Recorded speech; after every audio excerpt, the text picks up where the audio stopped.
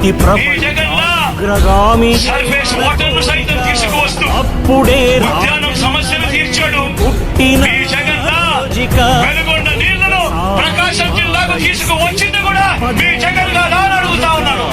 అదే మీ జగన్లా ఎయిర్పోర్ట్ లో విస్తరణను చేసేవా? మీ జగన్లా